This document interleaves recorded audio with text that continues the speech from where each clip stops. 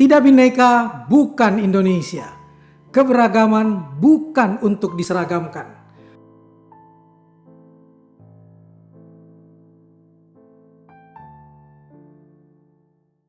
Ketemu lagi di lanjutan serial novel Ray. Ini penggalan-penggalan puzzle yang nanti membentuk menjadi satu, yang membuat saya tertarik dan kemudian turun dan memutuskan untuk membuat skripsi tentang pola perdagangan dalam pemerasan saudara-saudara kita yang dijebak untuk menjadi pekerja seks komersial, dan kebetulan yang berorientasi sejenis waktu itu.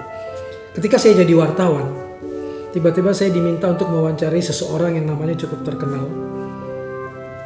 Dan tiba-tiba ketika sampai ke kantornya di belahan kota sana, di Jakarta Barat, saya diajak untuk melihat karya-karya desain dia yang luar biasa di lantai atas kantornya. Jadi bukan di lantai bawah yang banyak orang.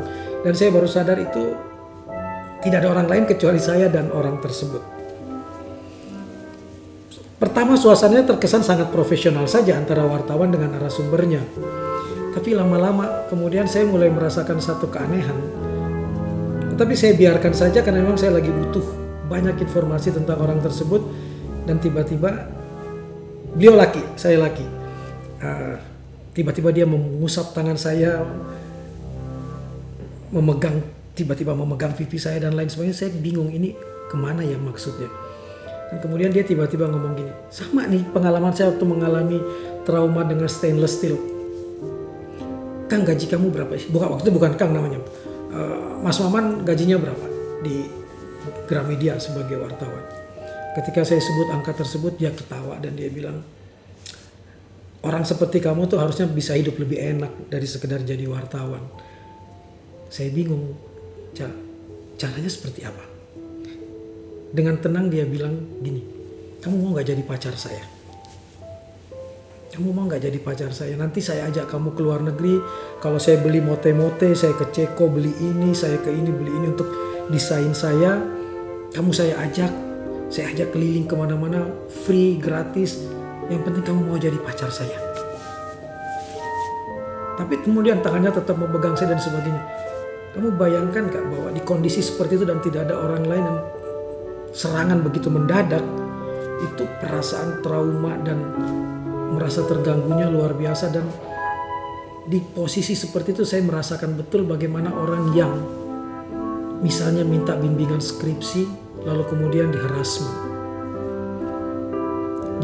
dirundung secara seksual oleh pembimbing skripsinya misalnya, atau anak buah yang tidak berdaya bertemu dengan atasannya di ruangan tertutup lalu dia diposisikan seperti itu.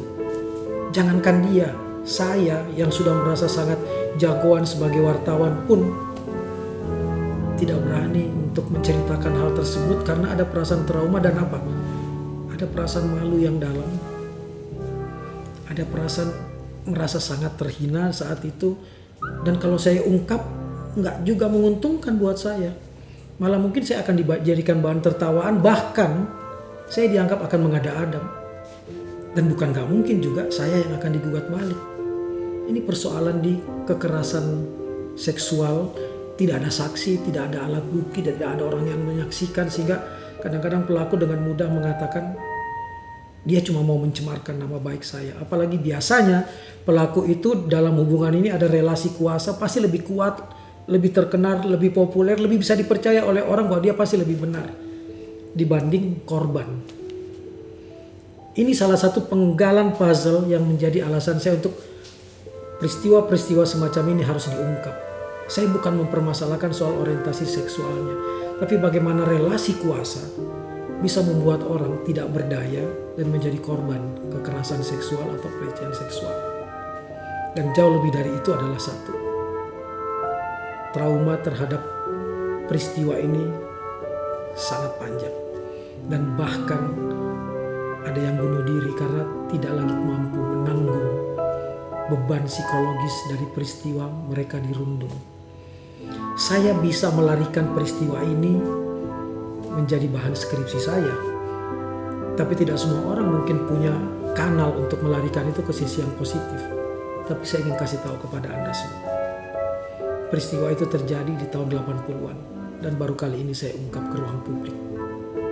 Saya cuma ingin bilang satu ke teman-teman. Dalam menghadapi dan menyikapi kasus pelecehan seksual, berempatilah pada korban,